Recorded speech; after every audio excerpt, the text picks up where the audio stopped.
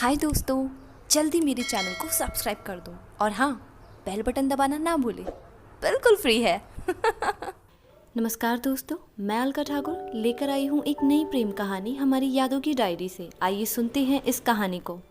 अनोखा बंधन। बारात के नज़दीक आने की खबर बारात में बज रहे संगीत से खूब ज़ोरों से आ रही थी। मंगल गीतों के साथ रस्में शुरू हुई। सब मंडप के चारों ओर तरफ खड़े हैं इस शादी को अपना आशीर्वाद देने के लिए।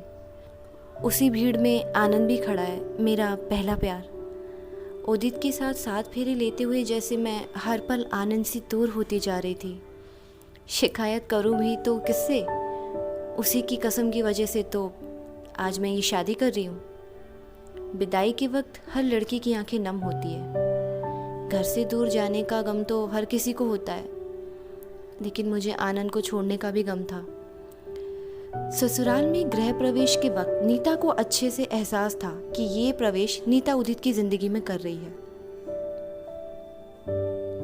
कुछ औरतों की मंडली नीता की तरफ बढ़ी उसे आशीर्वाद देने के लिए। सब रस्में करके नीता अपने कमरे में बैठी आनंद को याद कर रही थी। उसका मायूस चेहरा जिस पे वो बेपरवाह हंसी लिए शादी में आया था। तभी उदित अंदर आया।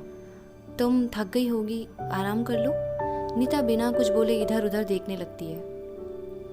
ये हमारी पहली मुलाकात है, पर तुम घबराओ मत। तुम हर तरह से कंफर्टेबल हो जाओ, रहना तो साथ ही है ना। ये सुन के नीता उदित को समझने की कोशिश करने लगी। एक दूसरे की तरफ करवट लेकर दोनों सोने की कोशिश करने में जुट जाते हैं।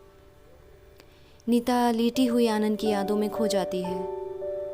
हमारा 2 साल का रिश्ता आनंद ने कैसे तोड़ दिया, आज भी याद है। जब ऑफिस के बाद हर रोज़ वो मुझे लेने आया करता था और आते वक्त हम दिल्ली की चटपटी चाट खाते थे। दिल्ली की सड़कों पर बेपरवाह हम एक दूसरे के हाथों में हाथ डाले घूमते थे। ये 2 साल का रिश्ता लग रहा था जैसे अब जन्मों जन्मों के लिए जुड़ गया है। पहली बार उसे अपने ऑफिस की चीफ एडिटर के साथ देखा था, हमारा न्यू एडिटिंग मैनेजर। नीता आनंद से ऑफिस की एक कॉन्फ्रेंस मीटिंग में मिली थी, जहां आनंद ने उसे अपनी असिस्टेंट चुना था। डेली लंच साथ करना, ऑफिस के बाद बिट्टू टिक्की वाले की चाट खाना, बस यही इनकी दुनिया हो गई थी जैसे। और इसी में इन दोनों को प्यार हो गया था। जहां कंपनी ने आनंद को ऑफिस के काम से 2 महीने के लिए बाहर भेज दिया था। जाते वक्त आनंद ने नीता को कहा था वहां से आते ही घर आऊँगा शादी की बात करने, पर आनंद नहीं आया। उसके वापस आने के बाद नीता ने उसे बहुत मैसेजेस किए, कॉल किए, पर एक टाइम बाद वो भी बंद हो गया। यहाँ घर वालों ने नीता से जवाब मांगा तो मजबूरी में उसे भी हाँ करना पड़ा।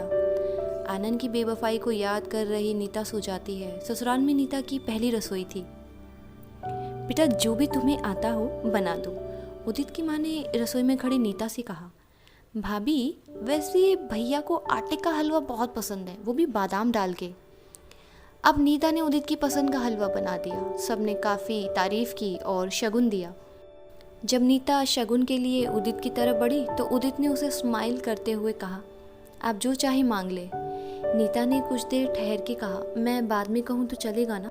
अपने कमरे में नीता बिस्तर पर रखी अटैची में अपने कपड़े रख रही थी। पदफेरों की रस्म के लिए उसे आज जाना था। उदित एक स्माइल लिए नीता के पास जाता है। तो मैडम, कब तक आएंगी आप? नीता उदित के साथ कंफर्टेबल नहीं थी। उदित का नीता को यूं पीछे से पकड़ना पसंद नहीं आया। वो तिलमिलाकर बोल पड़ी, दूर हटिए। पति है तो क्या सारे हक दे दिए मैंने आपको? जो मन होगा वो करेंगे। उदित ठहर गया और एक तरफ खड़े नीता को सुनने लगा। मैं मायके जा रही हूँ, आपको देख नहीं रहा? ये चिड़चिड़ाहट उदित नहीं समझ पा रहा था।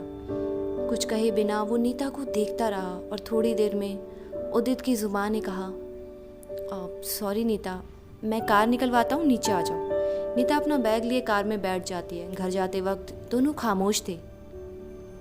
कुछ देर में नीता का मायका आ गया।